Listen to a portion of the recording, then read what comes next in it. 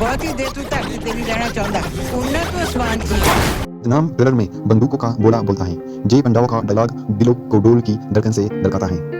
दुश्मन बसीम की झलक झटके से जहन जोड़ते हैं। आगे जो होने वाला है वो सोच भी नहीं सकते। वीडियो को आखिर तक देखो वरना बदनाम हो जाओगे। ये पंजाब नशा तू बैन हो जाना अपनी अखा नशा देख।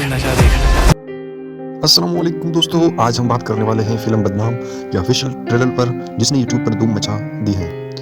यार ये ट्रेलर देखकर तो दिल खुश हो गया जी। पंडावा का स्टाइल, डायलॉग्स और एक्शन सब कुछ ज़बरदस्त है और जिमसन बासन की झलकियाँ भी बहुत अच्छी लग रही है।